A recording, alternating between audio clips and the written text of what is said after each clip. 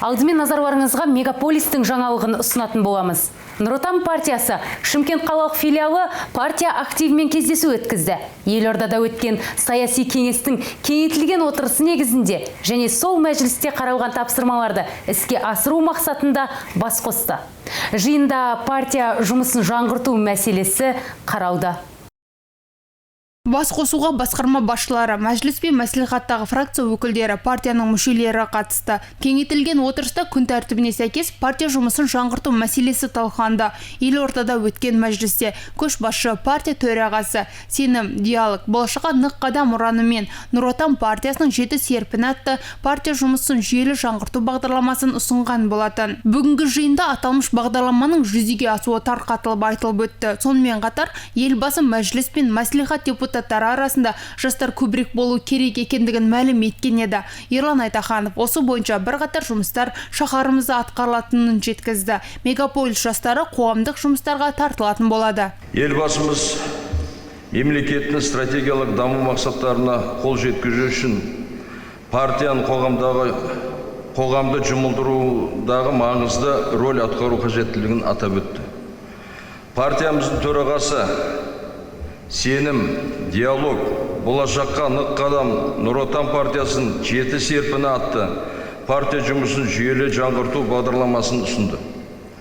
Бағдарламаға сәйкес елбасымыз партияның белсенді мүшелерін топтастыруды, жемқорлықпен күресті күшейтуді және биліктің барлық деңгейінде партиялық жауапкершілікті арттыруды, партиядан лайықты емес мүшелерді шығару бойынша шаралар қабылдауды тапсырды. Кезінде Американ бір президенті мемлекет мен үшін не істей алады деп сұрамай, мен мемлекет үшін не істей аламын деп сұрақ қоюымыз керек деген екен. Бізде көмекке кім үйге әкеліп береді деп күтіп жатпай, өзіміз тырысып еңбек етуіміз керек деп ойлаймын. Ал партия мемлекет тарапынан жүзеге асырылып жатқан бағдарламалардың орындалуын партиялық бақылауды күшейту қажет деп санаймын.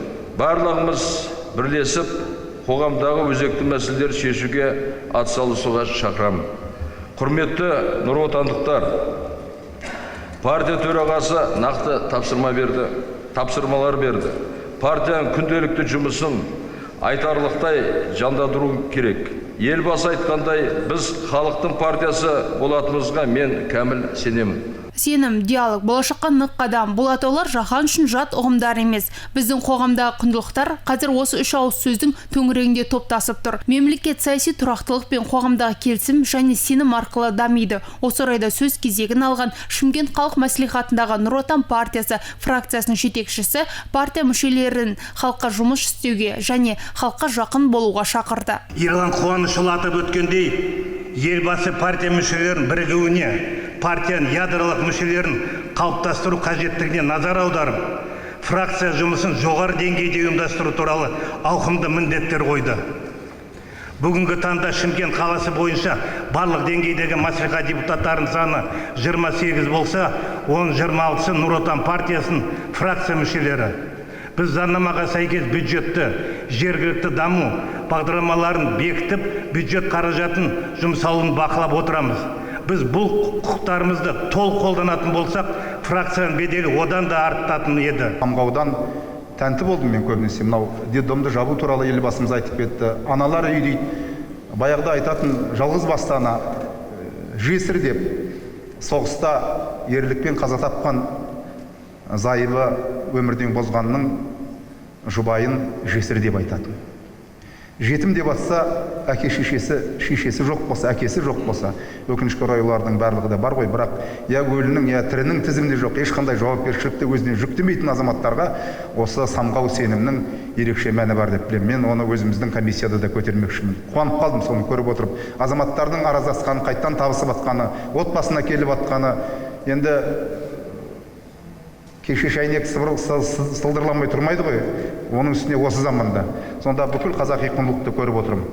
Жаңа медиа саласында шындыққа жанаспайтын ақпарат таратушы арналар көбейді. Қоғамдық санада жалған түсінік қалыптасуда. Нұр Отан өзінің ақпараттық стратегиясын түбегейлі қайта қарау қажет деп елбасы күні кеше елордада өткен жиында айтып өткен болатын. Расында өңірімізде өзін блогер деп таныстырып, мансап жасап жүрген азаматтар саны көп.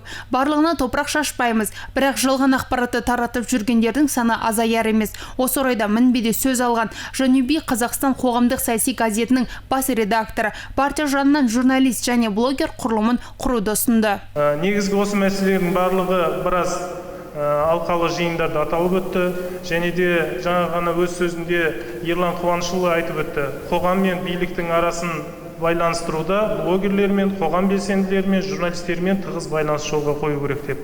Және де Ерлан Қуанышұлы жұмысқа келген бірінші күннің өзінде негізгі бақ өкілдерін жинап, және де өткен аптада журналистер мен блогерлерді жинап, 2 сағаттан астам уақытын бөліп жиналыс өткізді. Сол жерде өзімде қатыстым, өзіміздің негізгі сұрақ ұсыныстарымызды айттық, соңғысына дейін тыңдалды. Және де алдағы уақытта оның барлығы жүйелі түрде осындай жиналыстар өтіп, және де орын алып жатқан кемшіліктерді жою мәселесі қаралып отыр. Экономика дамуымен қатар партияның басты мақсаттарының бірі қоғамдық сананың жаңғыруы. Бұл бағытта елбасы рухани жаңғыру, ұлы даланың 7 қыры атты бағдарлама аясында жұмыстарды күшейту керек. Зарина Қалиева, Бағдат Төрехан, Айғақ қоғамдық телеарнасы.